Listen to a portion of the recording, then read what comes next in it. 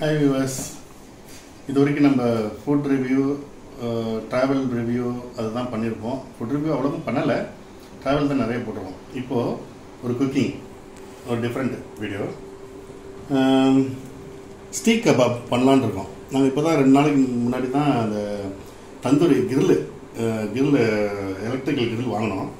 சிக்கன்லாம் செஞ்சு பார்த்தா நல்லா இருந்தது. இது ஃபஸ்ட் டைம் பண்ணி பார்ப்போம். ஃபஸ்ட்டு பீஃபை மின்ஸ் பண்ணி வாங்கிட்டு மிக்சியில் போட்டு இப்படி நல்லா இன்னும் கொஞ்சம் மின்ஸ் ஆகணும். ஏன்னா அவங்க கொடுக்குறது வந்து அந்த மின்சிங் சரியில்லை. அதை அவங்க கொஞ்சம் கொத்தி தருவாங்க, அவ்வளோதான். மேக்ஸிமம் கொத்தி தருவாங்க. நம்ம அப்படியே மிக்சியில் போட்டு லாக் பண்ணி ஒரு பல்ஸ் நல்ல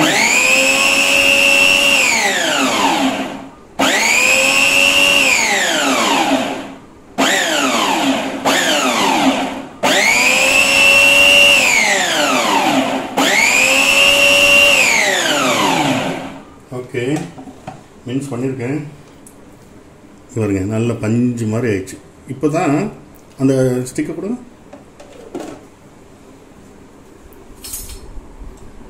இந்த ஸ்டிக்கில் இப்படி நிற்கணும்.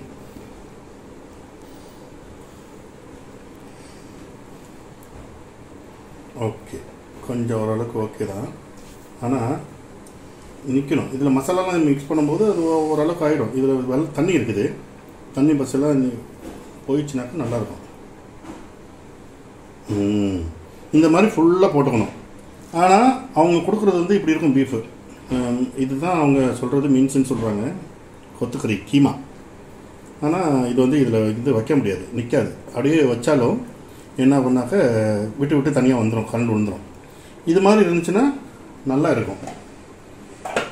இது வந்து வெறும் மசாலா போடாமல் செஞ்சு காமிக்கிறேன். ஆனால் சும்மா ஒரு எக்ஸாம்பிளுக்கு தான். பாருங்கள் எவ்வளோ தண்ணி வருது. இதெல்லாம் பிழிஞ்சு எடுத்துட்டு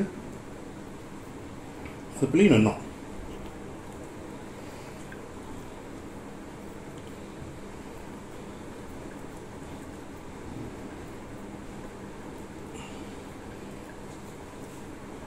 இது மாதிரி வச்சிட்டோம்னா, அந்த கிரில்ல போய் வச்சோம்னா இது அப்படியே நல்லா குக்காகி முறிஞ்சு இதுலேருந்து ஜூஸ்லாம் வரைஞ்சி செம்ம டேஸ்ட்டாக இருக்கும்.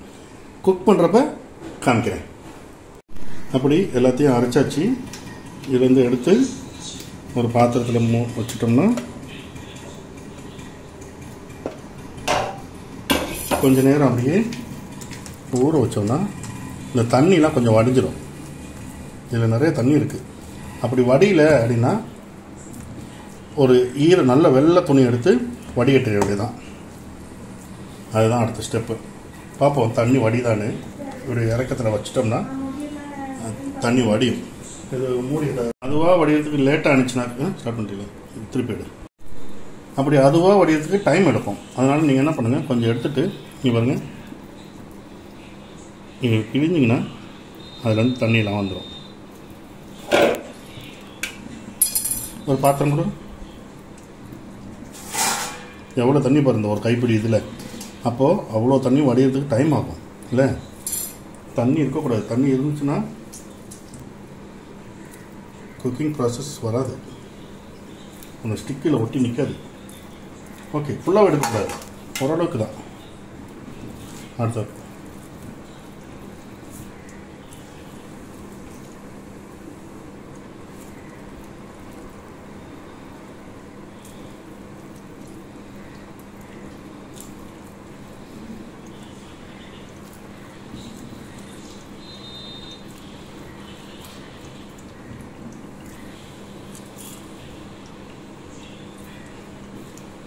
கொஞ்சம் கஷ்டம்தான்.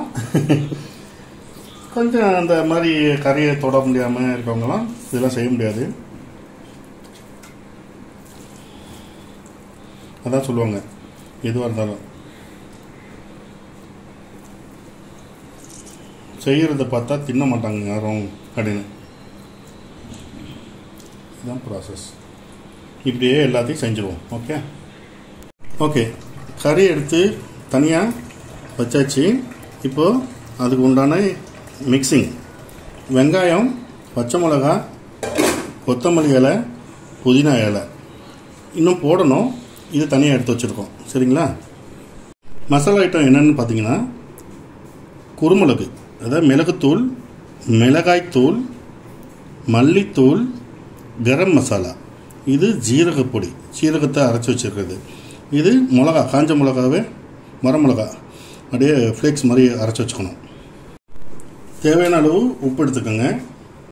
இப்போ தண்ணியெலாம் பிழிஞ்சு எடுத்து கறியை தனியாக எடுத்து வச்சாச்சு.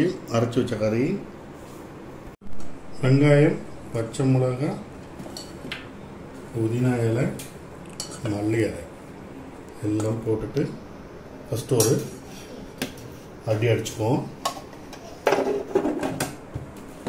சில பேர் கறி கூடயே போட்டு அரைச்சிடுவாங்க மசாலையெல்லாம். அப்படி அரைச்சோம்னா வெங்காயம் பச்சை மிளகாய் நம்ம அப்படியே திப்பி திப்பியாக நிற்கும். அது ஒரு டேஸ்ட்டு, இது வேறு டேஸ்ட்டு.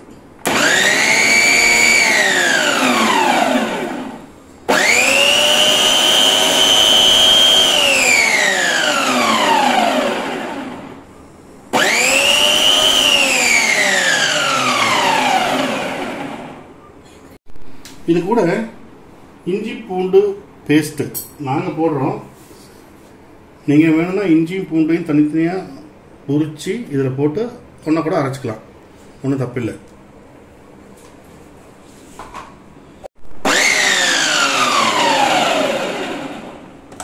மசாலா இதில் போடுறேன்.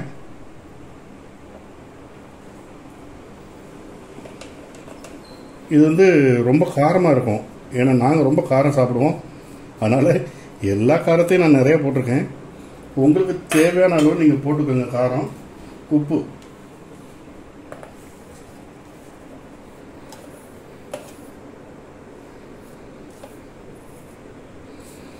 உங்களுக்கு தேவையானதை போட்டுக்கோங்க. பின்னாடி கூட டேஸ்ட் பண்ணி பார்த்துட்டு கூட போட்டுக்கலாம்.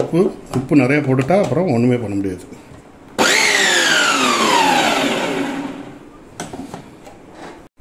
எல்லாம் மிக்ஸ் பண்ணிவிட்டு இதிலேயே கறியை போட்டு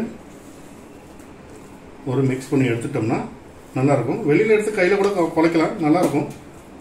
இருந்தாலும் ஒரு மிக்சிங்.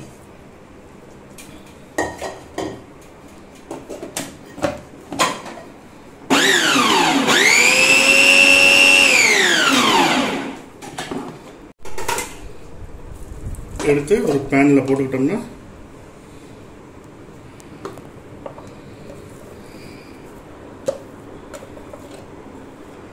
அப்புறம் எடுத்து நல்லா மிக்ஸ் பண்ணிக்கணும். அவ்வளோதான். மசாலா போதும்னு நினைக்கிறேன், ஆனால் காரமாக தான் இருக்கும்.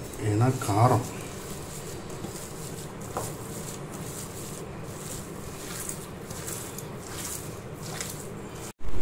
ஓகே, இப்போ எல்லாம் மிக்ஸ் பண்ணி வச்ச பீஃப் கீமா ரெடி. இதிலிருந்து நம்ம கொஞ்சோண்டு எடுத்து இப்படி உருட்டி அப்படி நீட்டமாக முடிஞ்ச அளவுக்கு ரவுண்டாக செஞ்சுக்கோங்க.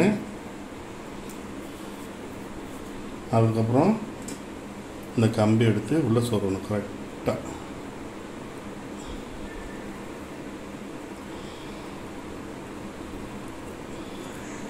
அப்படியே பறத்தி விடுங்க.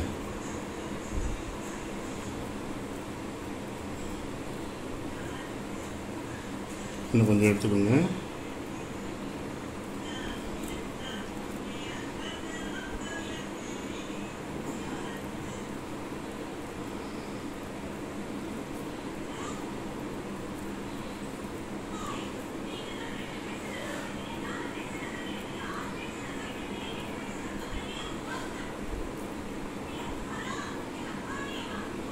ஓகே, இந்த மாதிரி எல்லாத்தையும் ரெடி பண்ணி இப்படி ஓரமாக வச்சுருவோம்.